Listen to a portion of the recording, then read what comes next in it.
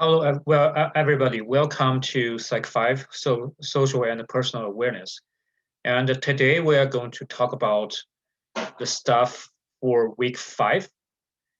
And they are mainly about wellness and physical health and something about your body. And we have reviewed the developmental psychology knowledge. We have reviewed what happened in different life stages of people's life last week and 2 weeks ago. And we have finished reviewing all the stuff for every life stage. So today we are going to talk about the specific topic that may benefit us a lot. So it is about physical health, physical body, and wellness. So let's start the lecture for this week. So first of all, we may meet this kind of a concept. It's called a wellness. So what is it? When we talk about wellness, what is wellness? So based on the definitions and explanations from the textbook, wellness is something about your choice. It's a lifestyle choice. It's a choice of how you live, how you have your life, how you live your life. So it's a lifestyle choice. And also this kind of a choice is very purposeful. In my understanding, it means like, what is the purpose of a choice? It probably means that you deliberately, you intentionally do something or make this choice. You do something deliberately or purposefully or intentionally to have this kind of lifestyle. So wellness reflects your subjective effort or reflects your proactivity to engage in some kind of activities or lifestyles. So it is about your lifestyle choice. So what kind of a lifestyle choice? So in this kind of a lifestyle, you intentionally or deliberately enhance different kinds of health. So in this kind of a health include physical health, include mental health, include spiritual health. Maybe there are other words that describe this kind of this category, such as psychological health or emotional health. So after all, it is about all kinds of health. So the health in every aspect is the target to be enhanced, to be improved. So wellness is a lifestyle that can help us improve our health, no matter it's physical or mental or psychological or spiritual.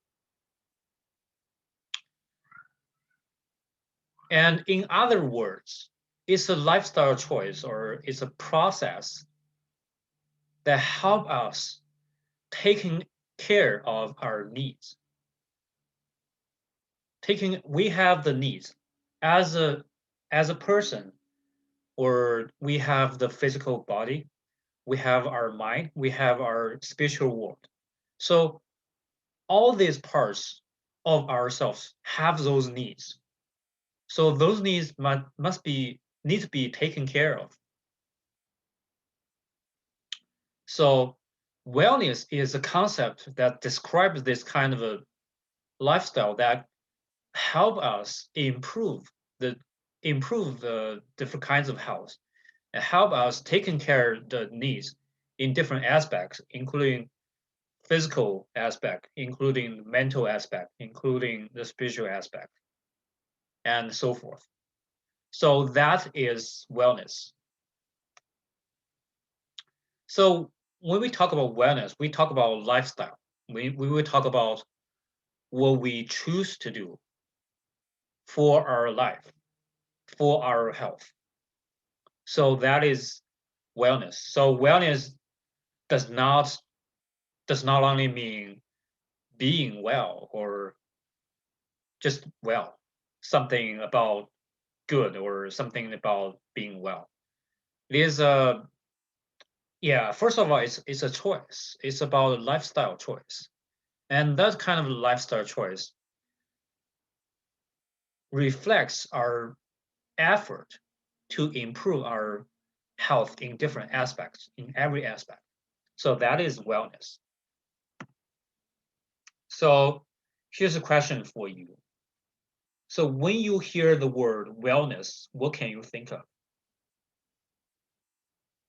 So besides the definitions or explanations we just described or and discussed. So when you hear the word wellness, what do you think of? Or what can you recall?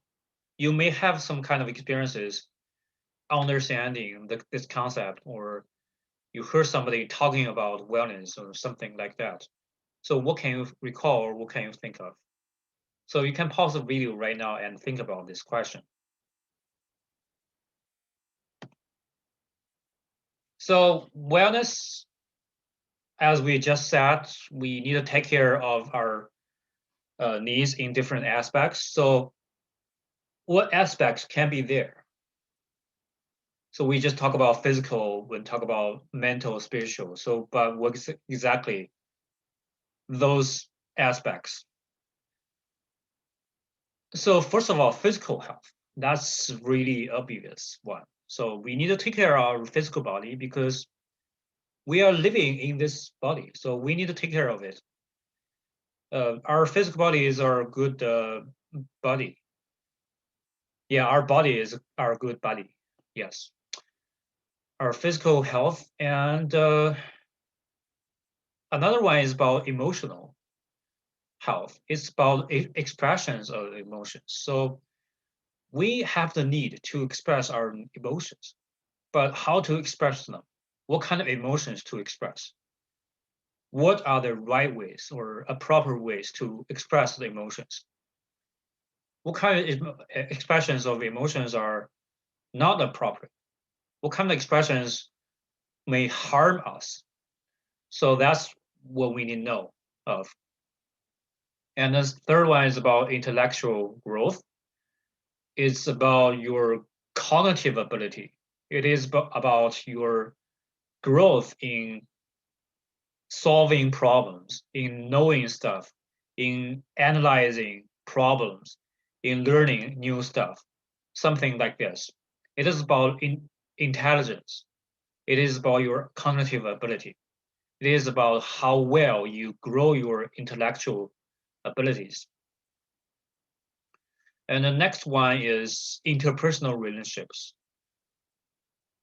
So we know from last week and 2 weeks ago, and also the Psych 1 course, we know that interpersonal relationships are really important for people, really important for with their well-being, for their happiness, and for their growth.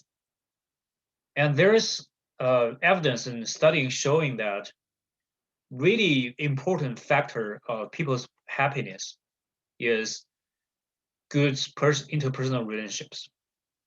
In other words, for those who are really happy, they have good interpersonal relationships. They can get along with other people very well. So interpersonal relationships are really important for our wellness too. And also we will talk about interpersonal relationships uh, in the future in this class. So yeah, but right now we just mentioned that this aspect is also really important for us for our well-being and health, well-being, wellness and well-being. And also there must be a balance between work and leisure time. So we cannot just work all the time every day, but we cannot have leisure, have fun all day, every time, at every moment. We need to have a balance between work and leisure. And also, we need to have meaning. So humans are really interesting species because we need meaning to live. So there is one branch of psychology claiming that our essential need is to find the meaning. Our essential need is to find a reason for why we exist, we live in this world. Otherwise, we will suffer, we will have psychological problems, we will have a feeling that our life is so empty, so meaningless. So there, the meaning in life is the support of our life. So without meaning, we do not have the support of our life. We cannot like it's like a pillars of our life. If the pillars are gone, we cannot just stand there and have a normal life. So having a meaning or making meaning is a really important process and aspect in our life. And maybe there are other aspects of wellness as well. Yeah, so but these are really typical examples of the aspects when we consider wellness. We can improve these aspects when we want to improve our wellness.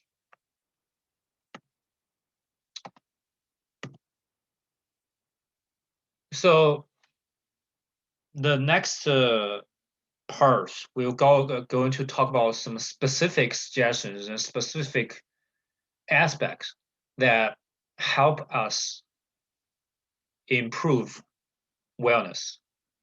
So next step, we will talk about sleep, and we will talk about exercise and fitness. And then we will talk about eating, diet and nutrition. And last, we will talk about the spirituality. That is about our psychological wellness and purpose in life. It is about meaning making. So first, let me talk about sleep and rest. So we all sleep every day at night. Most of us have need to sleep at night, and we need a few hours of sleep every day to refresh our mind, refresh our body. Instead, we will have some kind of a healthy problems. So what is the benefit of sleep? So why we need sleep? So why we sleep every day? So our body needs to be refreshed or regenerated. So because we get tired in the daytime when we are awake, so our body needs rest so that it can be regenerated, can be renewed or something like that. And also sleep help us to recover from stress. We may meet a lot of stressful events in the daytime, all kinds of stress, like physical stress or psychological stress and mental stress and emotional stress. And those kind of stress will accumulate in our mind and also in our body. So our body will have some kind of a biological reactions to those stress. So we will talk about stress next week, but uh, we just know briefly this week that we may have a lot of stress in our mind, in our body. So sleep helps us to remove all those reactions, unhealthy reactions about stress, help us recover our physical body and our mind from stress. So that's one aspect of why we need sleep. And also sleep help us to have energy. So we need to have energy to engage in life. So when we get tired, we lose almost all the energy. So we need to sleep to refuel the energy.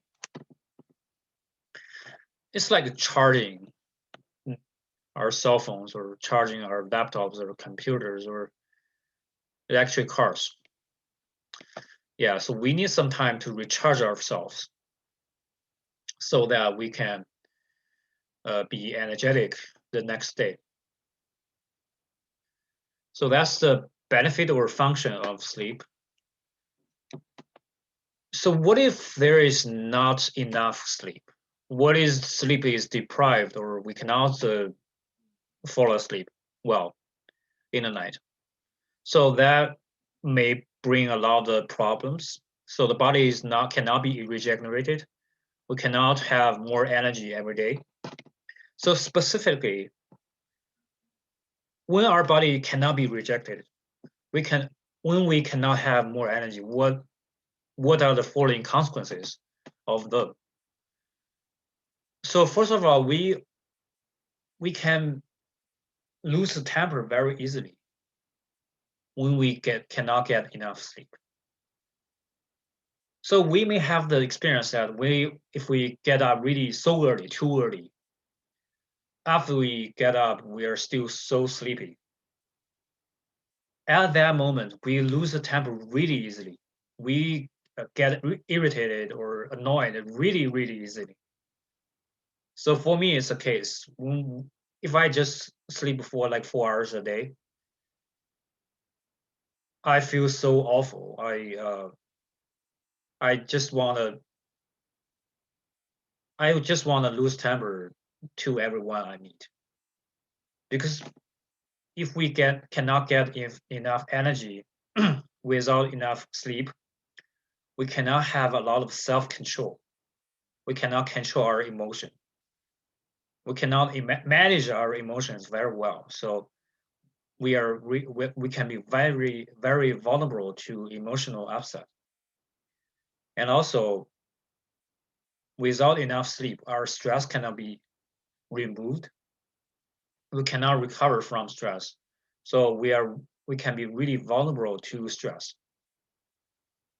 We may have a like mental breakdown after having a stressful event. If we have enough sleep,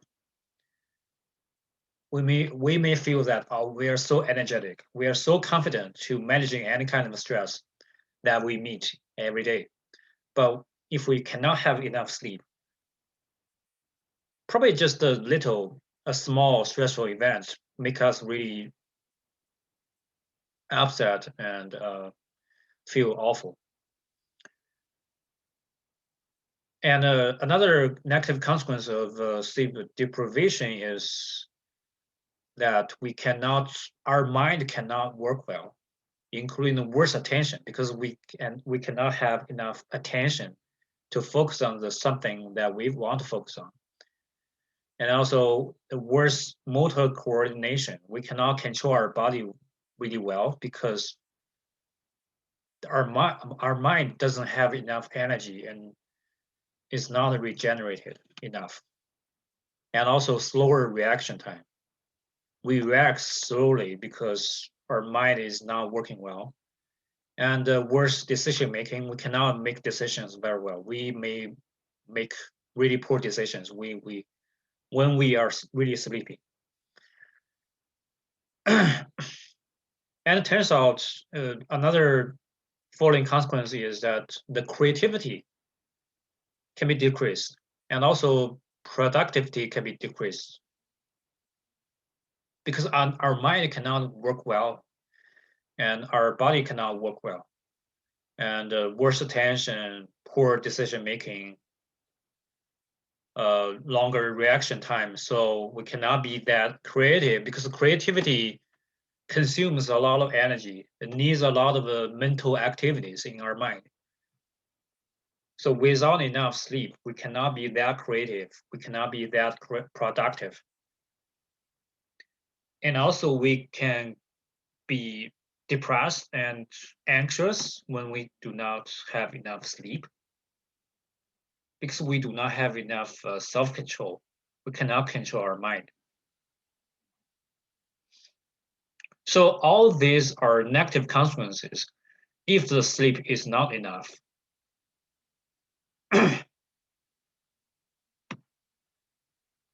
So ordinarily or regularly, the best duration of sleep, or in other words, how long do we need the sleep? Normally, every day, 7 to 8 hours for adults. So for like adults like us, probably you are uh, like college students, like something like 18 or 19 or 20 years old. So we are all adults. We need 7 to 8 hours of sleep every day. Normally 7 hours and 30 minutes, about that duration. So less than 8 hours, but at least 7 hours a day. And for newborns, for infants, from age 0 to 2, they need to have longer sleep time. They need 12 hours of sleep every day. So that's why you may feel like some newborns or infants, they sleep like so long every day. They sleep like almost every day, almost at every moment, every day. So they sleep really long time. And for toddlers and for children who are younger than 12 years old, they need 9 hours of sleep, or 9 or 10. Oh yeah, 9 or 10 hours of sleep for children who are below 12 years old. They need also longer time, longer than adults do.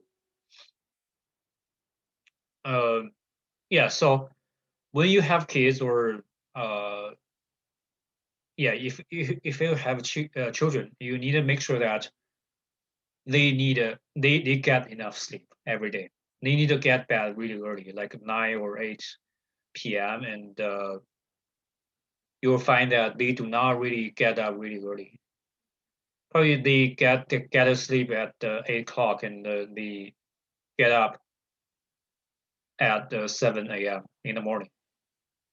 So it's really longer, really long duration, but it's normal for them.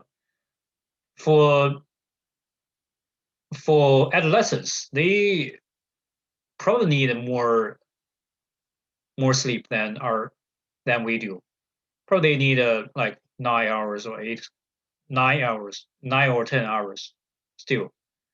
But for adults who are older than 18 years old, they only need 8 or 7 or 8 hours a day.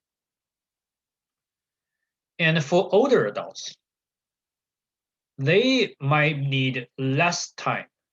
They may need like 6 hours of sleep every day. That's normal for older adults. So that's why a lot of older adults get up really, really early, like 5 or 6 a.m. because they just cannot. They just get up. They just awake in the morning, really early, because they need less time to sleep. Yeah. So this is about sleep.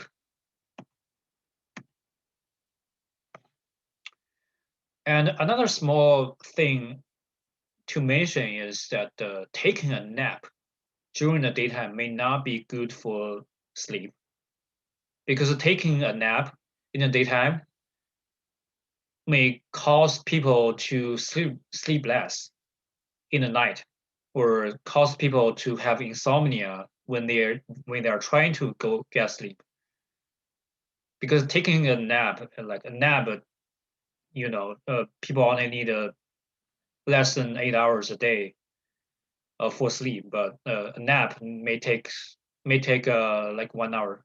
So in the night, people cannot fall asleep very easily because they are not sleeping. Yeah. So they get sleep so late. As a result, they get up so late. So the whole sleep cycle can be broken or interfere.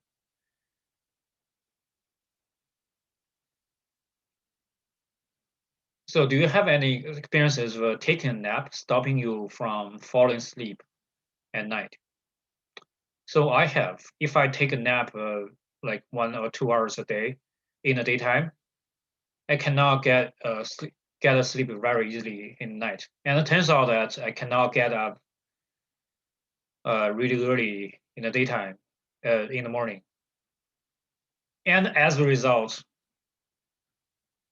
I get to sleep at night next day late.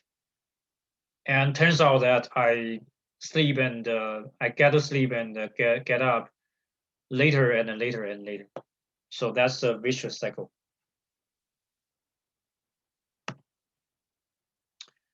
And when people cannot get to sleep, or people wake up so frequently during the sleep, or people wake up too early in the morning. So all these symptoms are considered as insomnia. Insomnia is a sleeping disorder. And also that's the most common sleep disorder. There are all kinds of other sleep disorders too, but insomnia is the most common one. A lot of people have insomnia.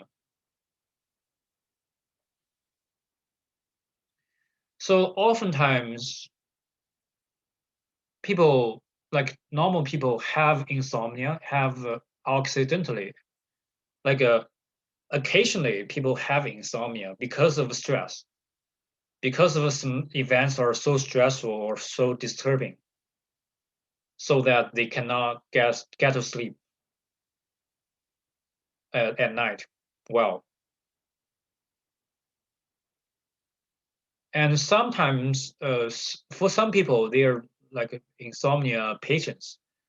These patients have insomnia no matter what.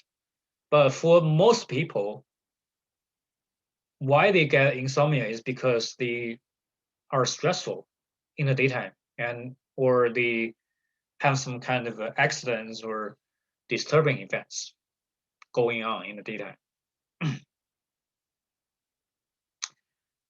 So far, do you have any experiences of insomnia? You can think of them, and what are the consequences of insomnia? You can think about this question. So I guess most symptoms or consequences related to insomnia are the consequences of sleep deprivation. So like a worse attention or vulnerability to stress, vulnerability to emotional upset, lower self-control, something like that. And also there can be some physical symptoms like headaches, symptoms like weaker digestion system, and something like that. Yeah.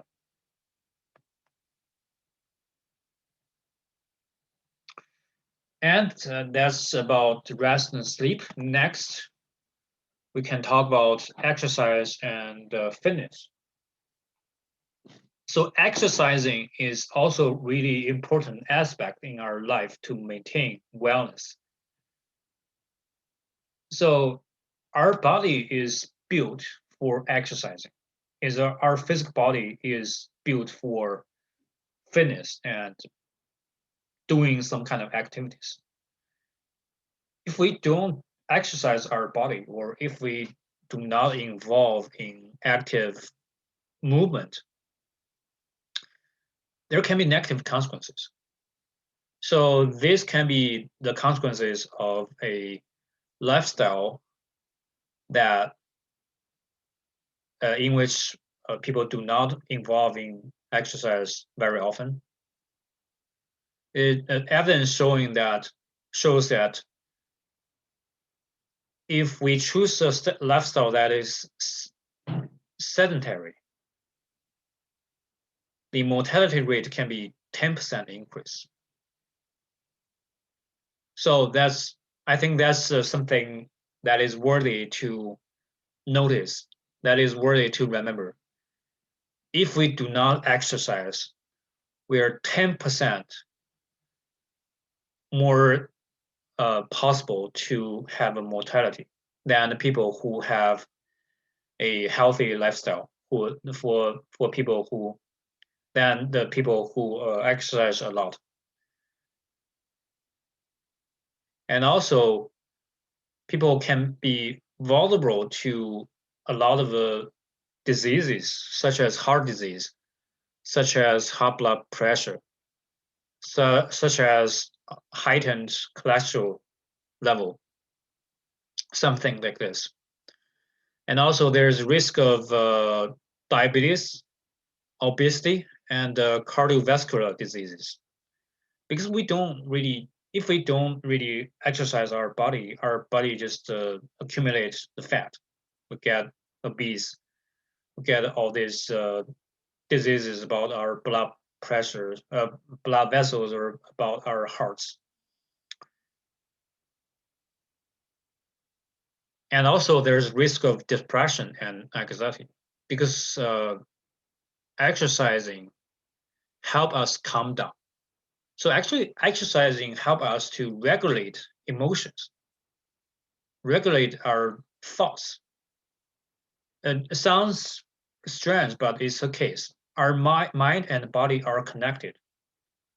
Our mind can influence our body. For example, if we feel really stressful, we have biological reactions to those stress. And in turn, our body influences our mind. If we do not exercise our body very well, we also have the weaker ability to manage our emotions. And on the other hand, exercising very often help us to manage the emotions, help us calm down, help us to remove all the negative emotions from our mind. So I have this kind of example, concrete example from my friend. One of my friends had a really mild depression. So she wasn't diagnosed of a depression disorder, but she guessed that she suffered from some degree of depression. Sometimes she couldn't control her own emotion. She got so depressed. In those situations, she told me that she went out and running, did running, just uh, just run outside for like a half an hour or 1 hour. She will be fine. She will recover from the depression. So I think that's really magical. I also have that kind of feeling too because if I feel really sad or I feel really anxious, depressed, I go out and exercise or run. It'll recover. It'll calm me down. So that's the real that's reality. And on the other hand, if we exercise regularly or very often, there can be a lot of the benefits for exercising. There can be more sleep because if we get so stressed, we cannot sleep well. We get insomnia, or sometimes if we do not really move a lot in the daytime, we just sit there for a very very long time, do not move a lot. Our physical body doesn't get tired. If our physical body doesn't get tired, we cannot really sleep well because we don't need sleep. So exercise help us to have more sleep. So more sleep means that our body can be regenerated better, and the nutritional health can be better for having having a lot of exercises. And we have more resistance to some infectious diseases. So it means that for people who exercise a lot, they're not really likely to get infected by some kind of a disease like a common cold or flu. And also they can resist to cancers, different kinds of cancers. And also they can resist the heart disease because exercising is also a practice to train train our hearts. So if our hearts are trained well, we have lower risk of having heart disease. And also stronger circulation, blood circulation, and lung function. That makes sense because when we are exercising, we train our hearts, we train our blood circulations, we train our lungs because we need to breathe and breathe really intensively. And also help us to manage the emotions, help us to remove the negative emotions. So release the anger, tension, and anxiety. So if we are physically healthy, if we cannot if we can manage the emotions very well, if we can get more sleep, we our body and our mind function well. So those following consequence is that we can have higher level of well-being and also self-efficacy or self-confidence or self-esteem. We feel good about ourselves because our body and mind are functioning well. And also we are more likely to be happier. And the next one, of course, exercising help us to fight against obesity. So stop us have the weight gain. And also a buffer against stress, help us to release stress. And also exercising is one of the sources of enjoyment. A lot of people enjoy exercising. I know somebody who are just like run for 1 hour without stop. And I asked her why you run for such a long time. I couldn't do that. If I run for 1 hour, I'll get so tired. And she told me that she just so engaged and forgot to stop, forgot stop running. So she ran for like 1 hour almost. So she was totally immersed and absorbed in this activity, running. So it's for her, it's like it's so something fun to do. And also, I know some people like working out, building up the muscles. They really enjoy it. I do not really enjoy it because my muscles hurt when I finish working out, but they enjoy the process. So I think there is a way to have fun from different kinds of exercises. So personally, I like playing badminton. So I think you know what badminton is. It's not really often seen sports in the United States, but I like that. I like playing badminton. I did not play badminton before a few years ago, but I started to play badminton when my friends played badminton. So we played together and we have fun. We like we play at least we play I play with at least one partner, and we talk, we hang out, we have fun, and also it's a way to exercise our body, and also it's a way to show myself that I can do that. I couldn't imagine that I can play badminton well before I started to play it. But when I started playing it, practice, I try my best to play it well because I want to win. And so that I play better and better. It's a process of exercising, but it's also a process of having fun and building our self-confidence. So I think that's really interesting. So these are the benefits of fitness. So fitness can help us improve our wellness to a larger degree. And there's one thing we need to notice that is we cannot exercise too much. We cannot over exercise because over exercising may bring negative consequences to physical and psychological health. So our muscles can be hurt if we exercise too much every day. For example, running. If we run too long time, like more than 1 hour, our muscles can get hurt.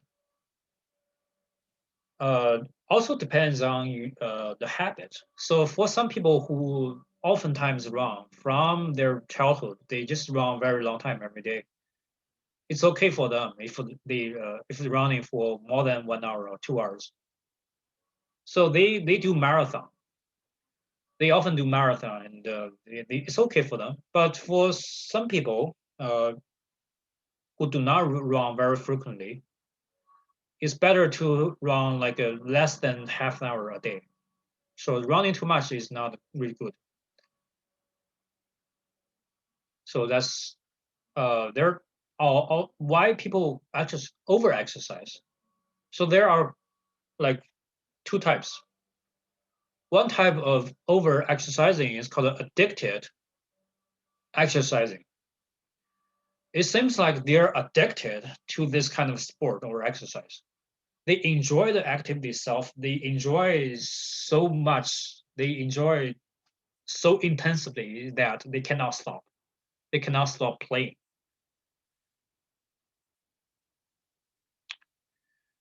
For this kind of exercisers, when they stop doing this, if they cannot exercise, they have the withdrawal symptoms. It's just like an addiction to drugs. They are addicted to exercise.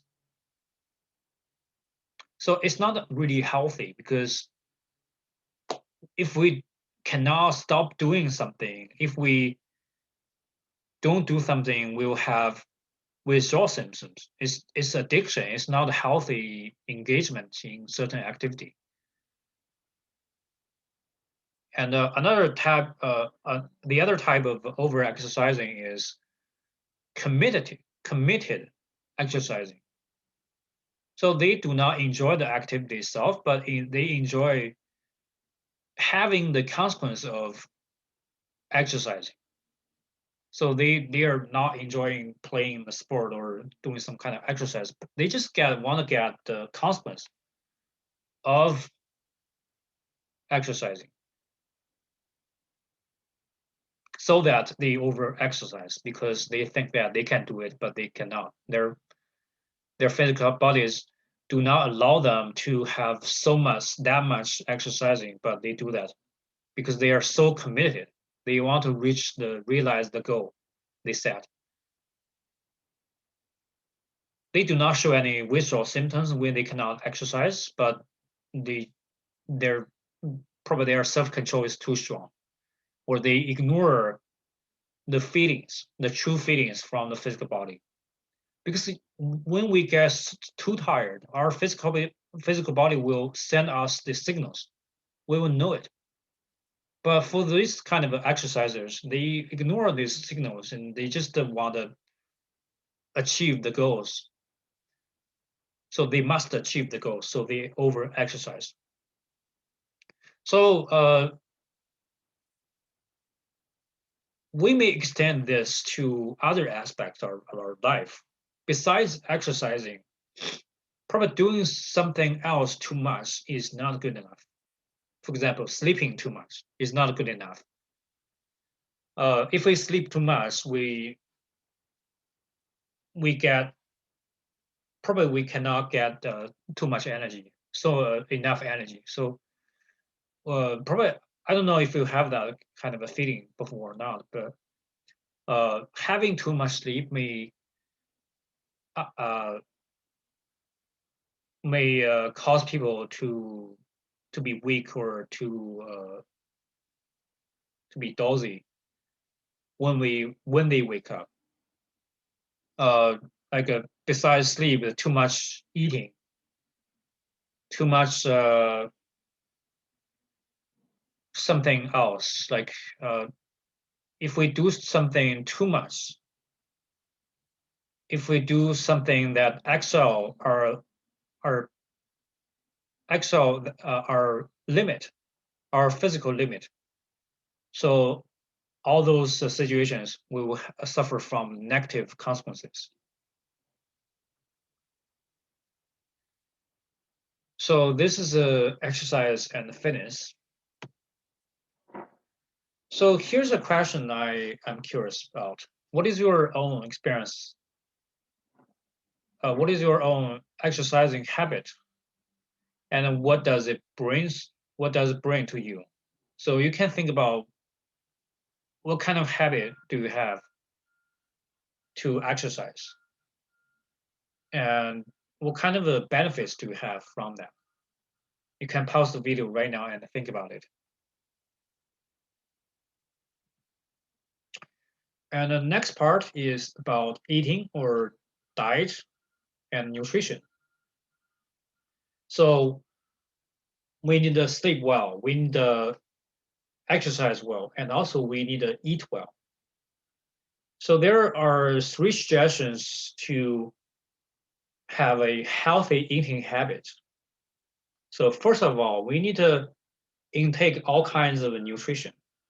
So we cannot only eat one type of nutrition, but we need to intake all kinds of nutrition.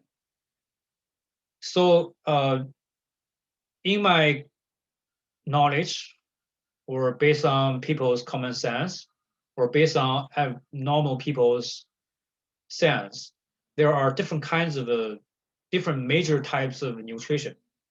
So the first one is protein. Protein made from eggs, from milk, from meat, and also from some kind of vegetables like beans. So beans have a lot of protein as well. So protein is very important because our physical body is made of proteins, including muscles. The muscles are actually the building blocks. So the building blocks of muscles are the proteins, different kinds of proteins. And also our brains need a protein. So protein is very important. We need to intake protein every day and every meal even.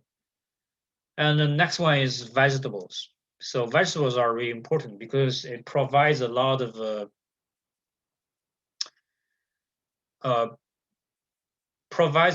molecules that are needed in our body.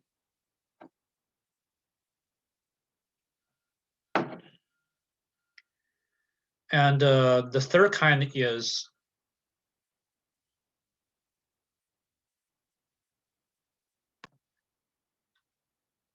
so the third type of nutrition is carbohydrates.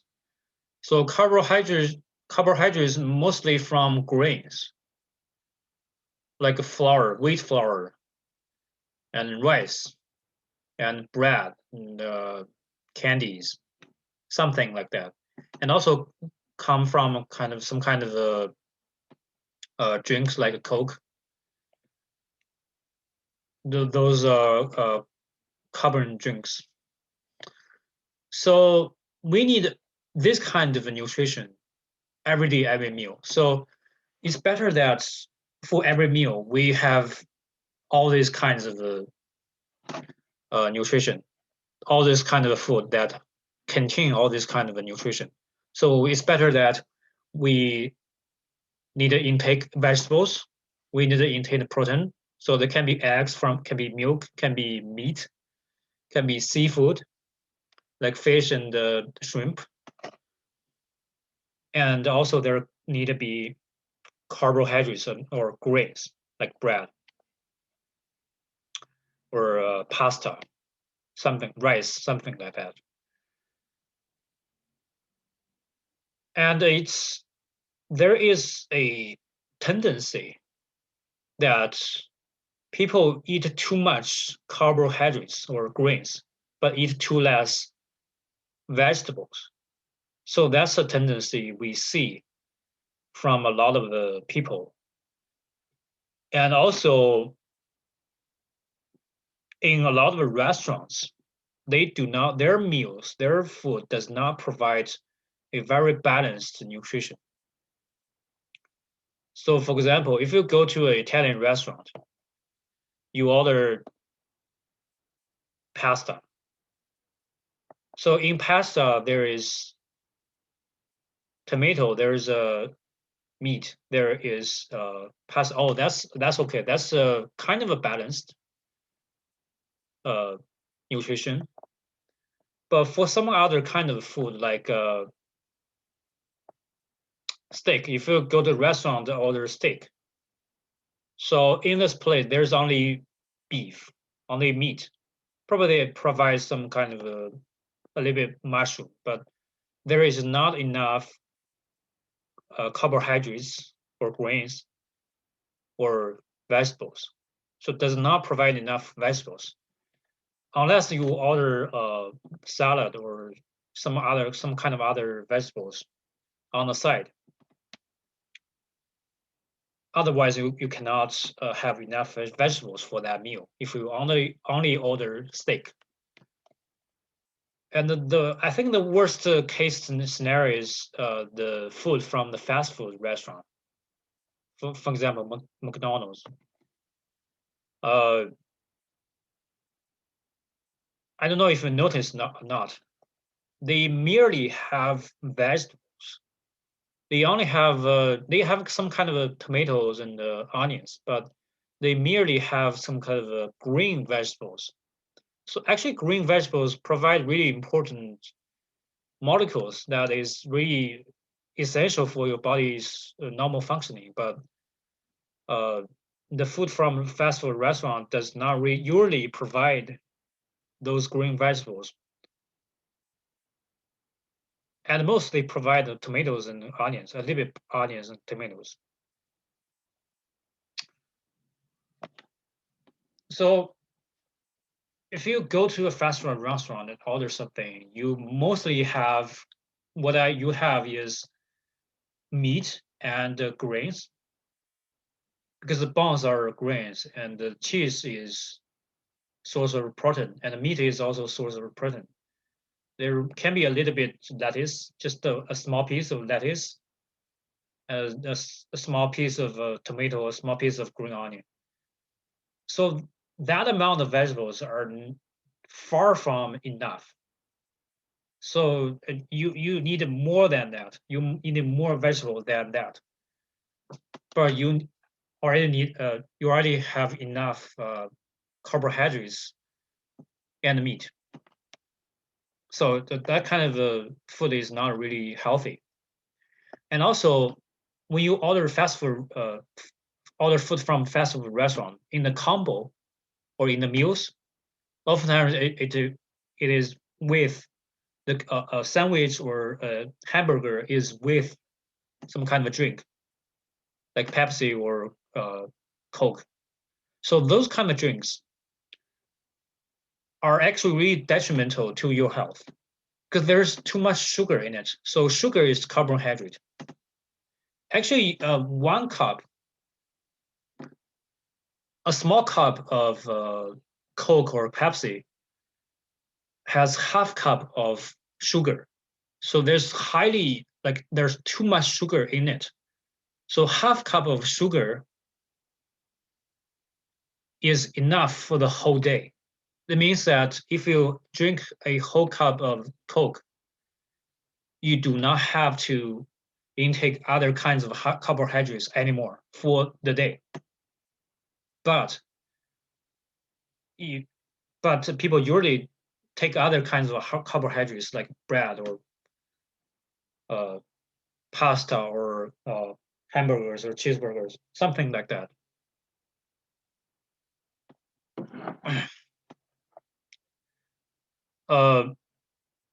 So actually, there's too much sugar in it. So I recommend not drink any kind of Coke or Pepsi or any kind of a drink like that. And also the next suggestion about eating healthy is about eating patterns. It's better to have a regular and consistent eating patterns. It means that having each meal on time. For example, if you regularly have the lunch at 12 p.m., it's better for you to have lunch at 12 p.m. every day, about 12 p.m., maybe 11:30 or maybe 12:30 or maybe 1 p.m. Just to make sure it's consistent every day. And also recommend you to have breakfast every day. So at least have something, have some kind of milk or cereal for the breakfast. It's really beneficial for the physical health. And the third suggestion is choosing the right shopping time. That's because sometimes when we are hungry, we go shopping, we tend to buy more stuff than we need because we feel hungry. We want to eat everything we meet in the supermarket. So in those cases, we buy too much stuff. So make sure that choosing the right shopping time. Make sure that you are not hungry. You are not so full when you go shopping. So that's about diet and nutrition. And next part, we go to our spiritual life. So for our mental life, there is one of the phenomena called spirituality.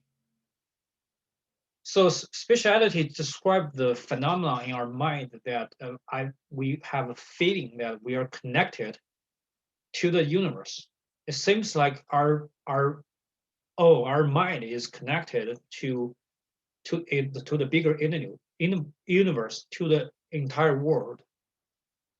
There's a connection between us and the universe. I feel like we are part of the universe and we are connected to the universe. And spirituality is a channel for us to find the meaning and find the purpose in life. Because when we have a feeling that we are connected to the universe, we have the meaning. We are part of the entire world. Our life is important. Our life is meaningful to contributing to a larger part instead of just focusing on ourselves. If we just focus on ourselves solely, we may lose the purpose in life. We may lose the meaning in life. We do not exactly know why we are living in this world. But if we have a feeling that we are connected to the universe, we have a meaning. We may have a meaning. So what is the benefit of spirituality? There can be better physical health, and also there can be the source of calmness and strength. We feel like we're strong, psychologically strong and calm. And also there can be higher level of well-being. And also it can be a guide for life choices. We can choose to live a life that is spiritual and also brings the purpose in life. And also help us to achieve the full potential, help us to self-actualize, become the best we can be. So that's the benefits of spirituality. And the spirituality is different from religion. So religion oftentimes refer to a set of practices, that are done by a group of people. So a lot of people in the group follow some kind of religion. They do some kind of practices. They have faith. They have a tradition. They have a habit to involve in some kind of religious practices. And also they recognize a set of supernatural beings. So they have a clear sense that what uh, what kind of natural beings they worship. They recognize, oh, these supernatural beings are their own supernatural beings. So this is a religion. So, but spirituality is something about a feeling, internal feeling. It's not attached to a specific practices or traditions or communities. So one person alone can be really spiritual without attending to any community activities. Uh, Somebody can be very spiritual without recognizing a specific supernatural being. They just have a feeling that they are connected to the universe. This is a characteristics of spirituality. Okay, so to help you have a better sleep, have a better eating, have a better exercising, or have a better spiritual life, I have three applications or three cell phone apps to recommend. The first one is called Calm. So there's a app called Calm. You can search on your app store on your cell phone. You just type Calm and it will show up this app. So there is a lot of content in this app. So majorly, it helps you to engage in some kind of activities that improve your awareness. So it can guide you to meditate, to have a better sleep, to release the anxiety, to improve the relationships, and so forth. So you can go to the website called calm.com. So let's go to this website right now.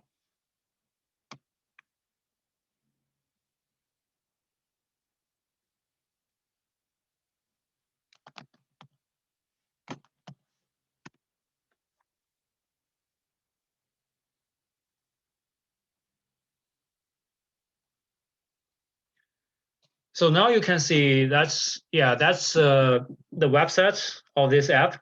You can download it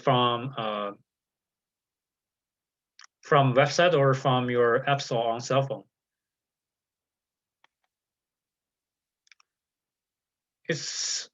I think it's really well built app. It got the award for the best app probably several years ago. What brings you to probably just choose better. Yeah, ask you to sign in, to log in. Yeah, but you can definitely download this app and try it. And it's some activities, for some components in this app are free. But for some other more advanced components are not free, but it depends on you. You can try some free content, but you can try some other stuff too. Okay, so this is Calm. And next one, this app is called a Fabulous. Yeah, it's called Fabulous. So this app helps you to develop some healthy habits in sleep, in diet, in concentration, and more stuff. And also you can download this app from the App Store. So let's try their website. It's called thefabulous.co.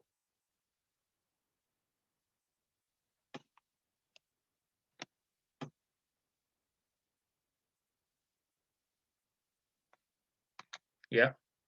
So I ask you to download the app. It's very interesting. I tried this before in the morning, ask you to drink water and ask you to, after that, ask you to eat breakfast, to ask you to exercise and so forth, help you to build a good habit that improve your wellness.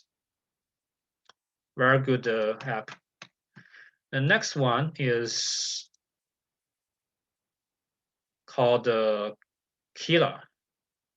Kila is an app that help you to build the mental resilience, such as better attention, a strong ability to manage stress, a better sleep, and more. You can also try this app. It's called Kila.me.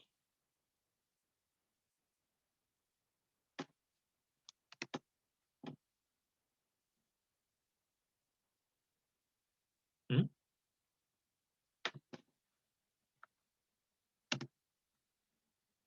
Oops.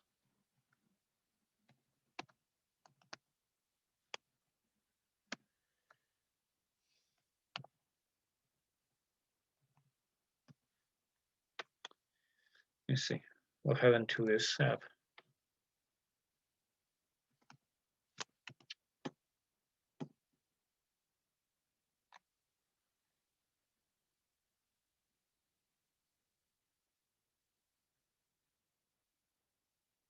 Hmm.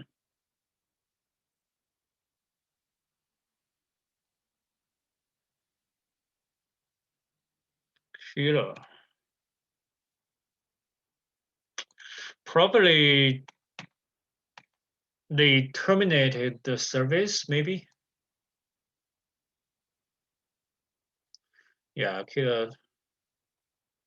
Interesting. So let's get rid of this application.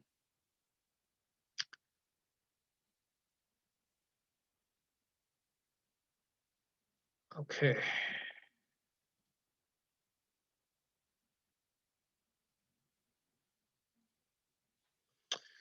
So at least there are two apps that you can download from the App Store. And one is Calm, the other is called Fabulous.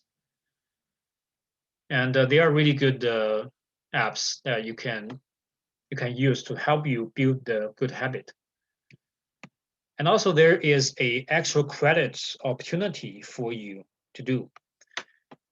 So you can uh, find an app by yourself, and that app helps improve wellness. Some app like a Fabulous or Calm, but the app you find is not repeated, is not overlap with those two apps. You download that app and experience it for at least 2 days. You must try it, and you can recommend this app to the class on Canvas. So please do not recommend the repeated app. If you see somebody has recommended some other kind of apps, but you also want to recommend it, please do not recommend it because it's overlapped, it's repeated. So in the recommendation, make sure you include three stuff. First stuff is a brief description of the app using your own words. So use your own words. Use your own words. Describe what the app is, and also provide the website of this app, and also upload a screenshot of the app. Yeah.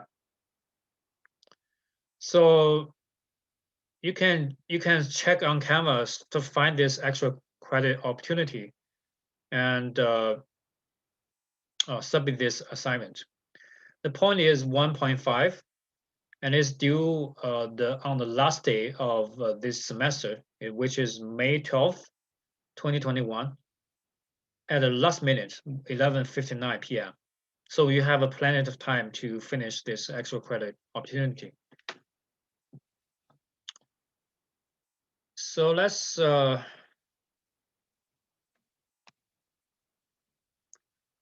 see where it is. So if you go to assignments, you'll find this assignments.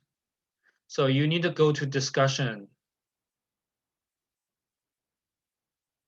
And I have created a discussion topic. It's called an app recommendation. You can recommend this app by replying this post. You can write something in the reply and upload the screenshot. By this upload, you can upload the image. Okay, so this is the actual credit opportunity. So let's go to the next part. And the next part is about your physical body. And it's about the body image and the identity of the body. So oftentimes we need to express ourselves. And one important channel is the physical body. We can express ourselves through the body. Because body is a channel or is a vehicle that allow us to express our emotions, to express our true feelings. The assumption behind it is that the physical body and the spiritual mind are interconnected. I just mentioned that the mind can influence the physical body, and the physical body can influence the mind as well.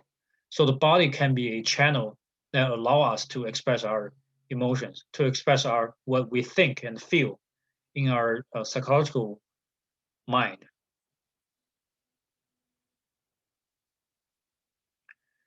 And like on the other hand, if we suppress our emotions, that action may lead to physical symptoms, such as headaches, such as digestive problems, such as some kind of other body dysfunctions.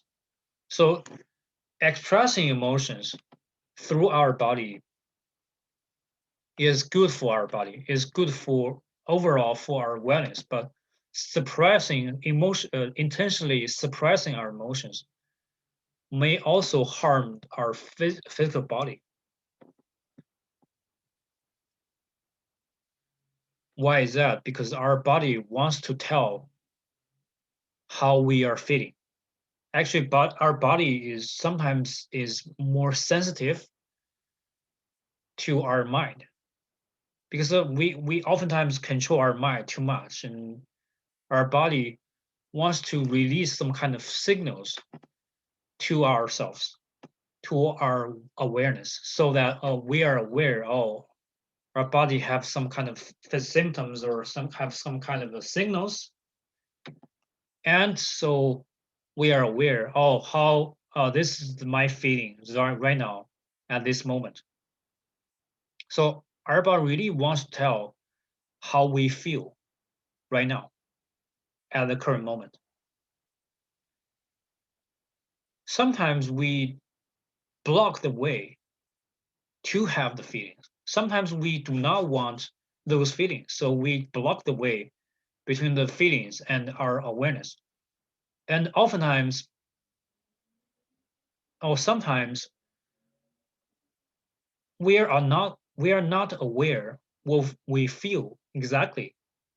We do not know our true feelings at the current moment. So the physical body right now, at that moment, is another way, is an alternative way to express the feelings, to tell us the feeling that we have at that moment. So, and oftentimes body is more sensitive than mind. So the body is a really good channel for us to know what we feel right now.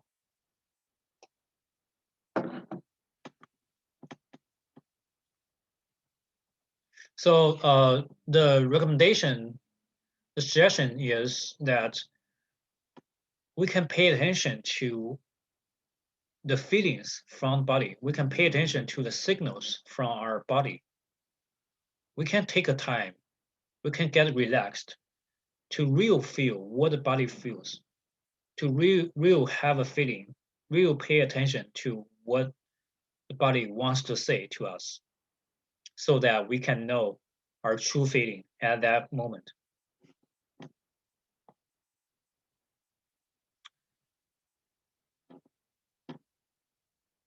So how to like pay attention to the feelings from the body, how to experience the body. We can pay attention to some senses, such as touch, such as taste, such as smell, such as seeing and hearing.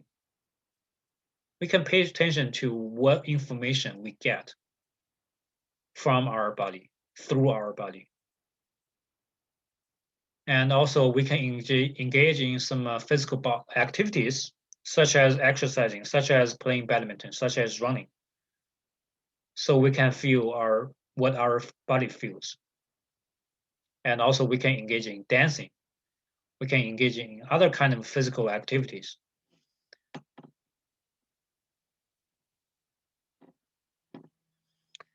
And especially touching is very important for us to have feelings, to reconnect the feelings with ourselves. And also touching among people. So touching others or being touched by other people are the ways to make emotional connections. 2 weeks ago, we talked about attachment theory. We talked about how children develop. So actually touching between the caregiver and the kid is a really important way for us to build the attachment. So the newborns or the children can get the signals, can get the information from the touch by the caregiver. So the really gentle touch is a way to show love, is a way to show security. So so touching is really important way to build attachment, is to make a really strong emotional connection.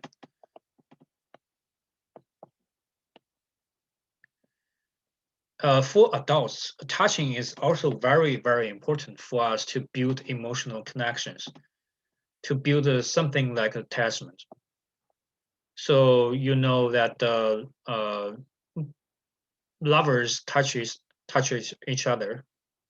They touch a lot.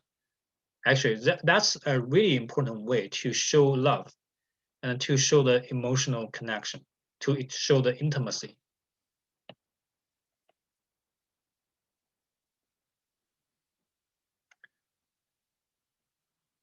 So can you feel what the body touch can bring to you? So just to have a reflection. So when you touch somebody else or somebody else touch you, what can you feel? What kind of feelings? What kind of consequences can be there?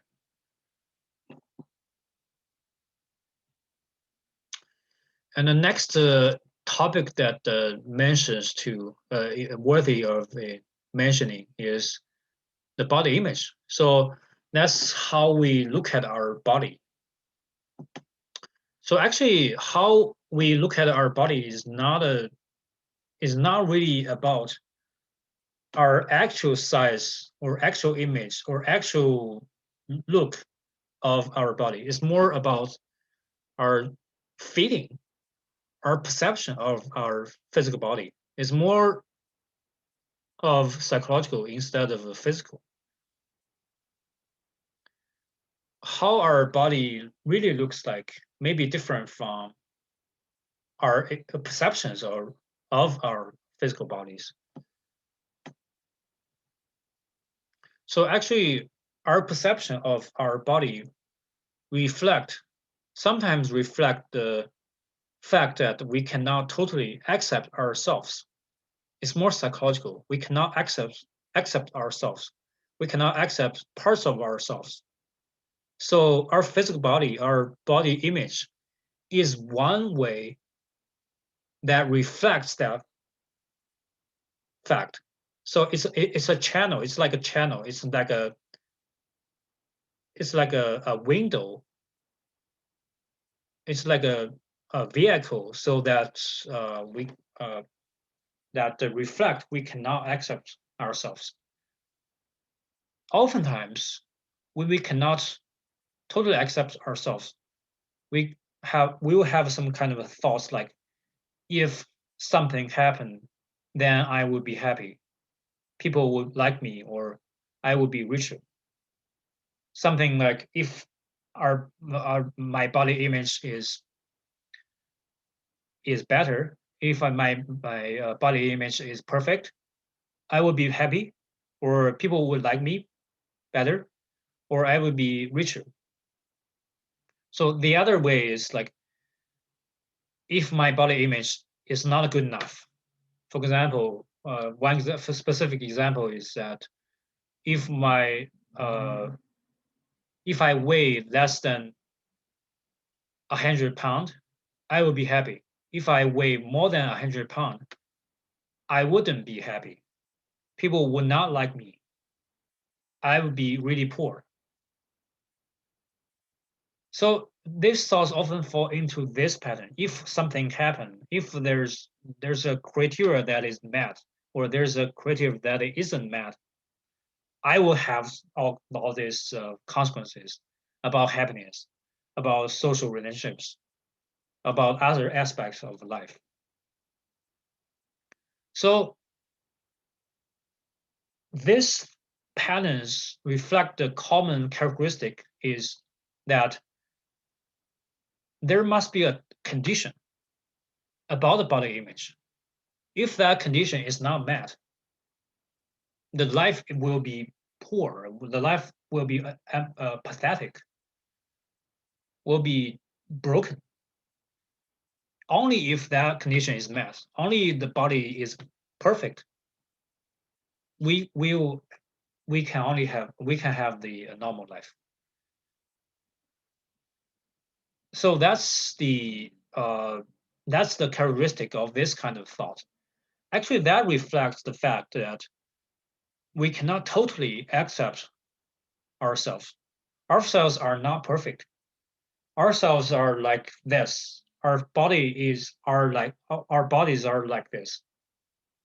If we cannot totally accept those facts, we will think that those aspects make us pathetic, make us unhappy, make our life broken. Yeah, so that's why sometimes we cannot accept our body image.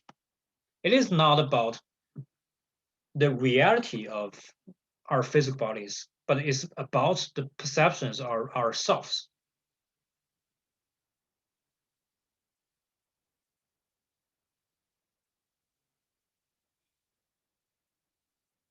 Yeah, sometimes we cannot accept our body image because we think that we are inferior. Imperfect body image is just the excuse.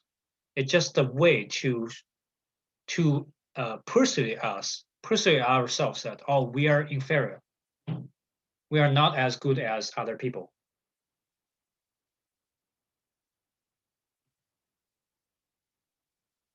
So where are these thoughts from? Why we cannot totally accept ourselves? So remember that we talk about injunctions. We talk about internalization of parents' teaching, or internalization of cultural messages, or something like that on last week. Yeah, we may have these thoughts from parents' attitudes, from parents' values, from parents' behaviors, from the ways that parents treat us, from the cultural beliefs, from the people's values in the society, or other kinds of values that we internalize when we are young, when we are children. And as a result, we cannot tell the difference between those values and our true feelings. In our true feelings, we feel good about ourselves, but those values that we take from other people will will uh, will make us to think that we cannot totally accept every aspect of our physical body. There must be some aspect of our physical body that is not perfect, that cannot be allowed, that cannot be accepted by ourselves, by other people. So when you think about your own body image, so you can have a self-reflection. Where are these thoughts from? Do they really reflect your true feelings? If there are no other people, no your parents, no all other people in the world, do you think the same way about your physical body, about your body image? So think about that.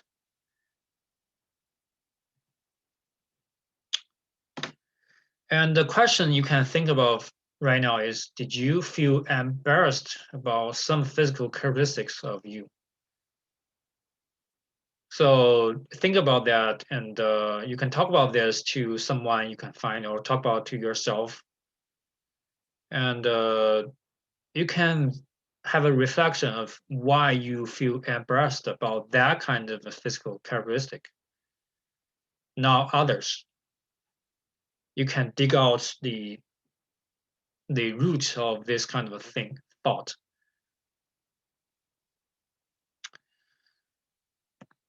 Okay, yeah. So another topic about body image is body weight.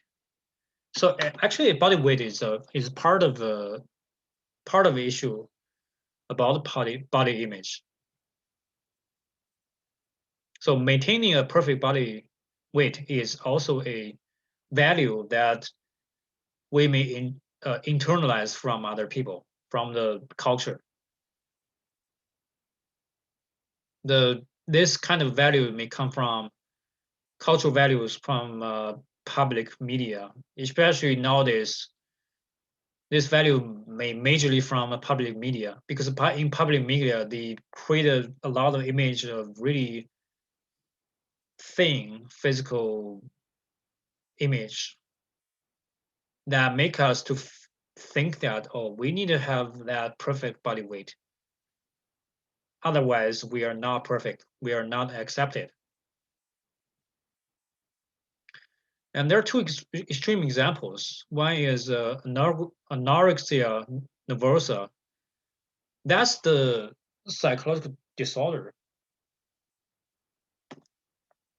That's in the people who suffer from anorexia may may have a may have a habit of eating too less. They intentionally eat too less so that they do not have enough body weight, and their health is severely damaged or threatened by this kind of a eating habit. In other words, they are too skinny. There's not enough muscles. There's not enough protein. There's not enough nutrition in their body to support the body's functioning. And the other example is bulimia nervosa. So it's another extreme. People binge eating, people purge eating, people eat too much, far more than they need, and they spit out all the food they have eaten because they eat too much.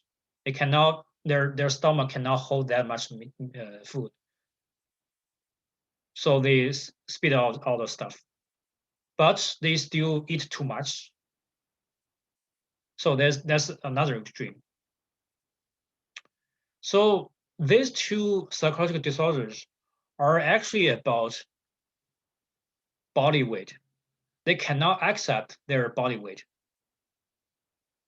For anorexia nervosa, they may think that they're too heavy. In reality, is they're not too heavy. They are too skinny, but they still think they're too heavy. They want to have a perfect body weight. So their thoughts are too rigid. They cannot change their thought so that the individual eats too less. As a result, they have this kind of a psychological disorder. For bulimia nervosa, they may think that they're too skinny or they eat too less. That's not safe to eat too less, so they eat too much. Actually, in reality, they have eaten too much. So yeah, so these two extreme examples are often related to internalization of some kind of standards that are not realistic at all. And also they have some kind of negative self-perceptions. They don't think they are good enough. They think that their body weights are too awful or their body images are too awful. They are not good enough at all. They cannot be accepted. As a result, they get this psychological disorder. So this is about body weight. So we can see from this part that sometimes how we see our body, how we see how we perceive our body image or body weight is it's not really about the real reality of physical body. It's more about how we see ourselves. Our physical body is just an alternative way, or it's one of the channels that reflect our mind, reflect our problematic attitude about ourselves, reflect the fact that we cannot totally accept ourselves.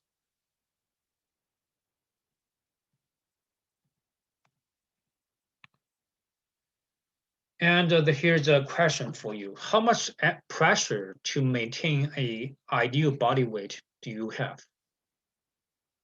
So you can think of, do you have any pressure to maintain a ideal body weight?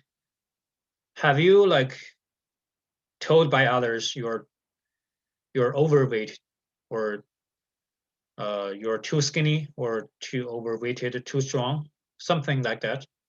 Or you think yourself are too strong or too skinny? So how much pressure is that? You can think about this question right now.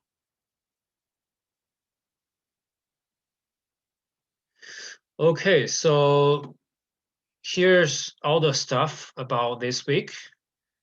These are the key points to know about for this week. First of all, we need to know what wellness is. And we need to know some kind of knowledge about sleep. We need to know the benefits of sleep, and then we need to know the consequences, negative consequences, if the sleep is not enough or if the sleep is deprived.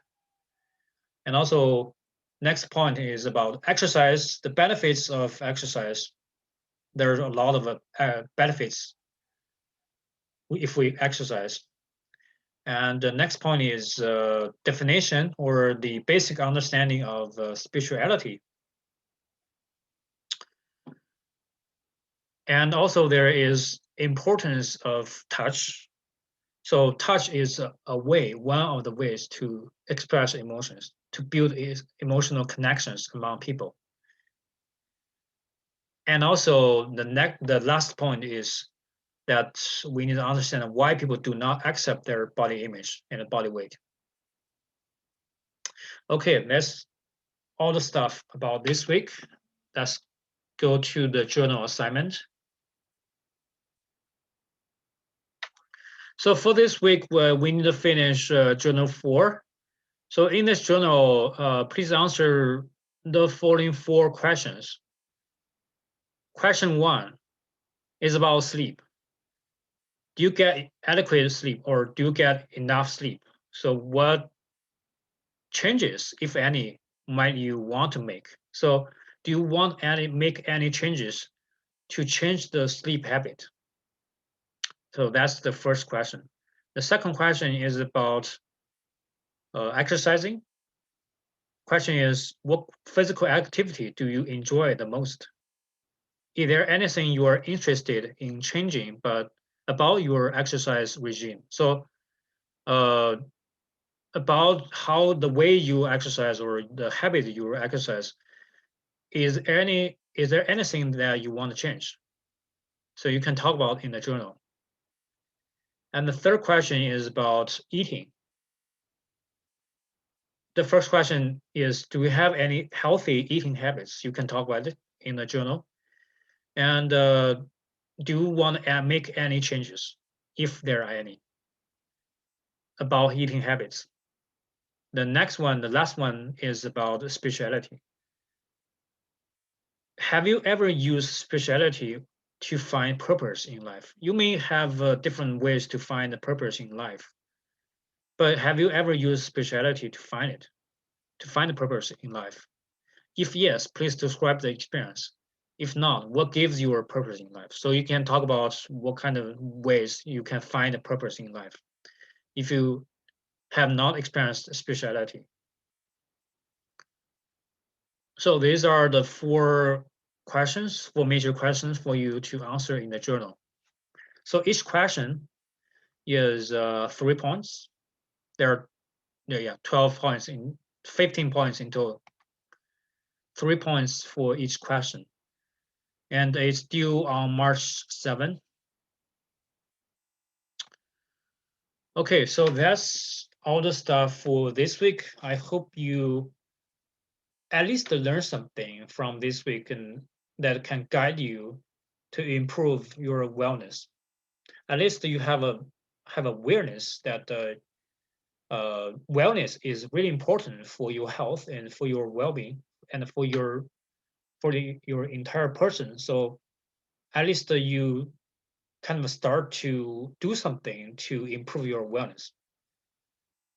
And thank you very much for watching this video. And next week, we'll talk about stress and stress management. And please read the chapter and see you next week.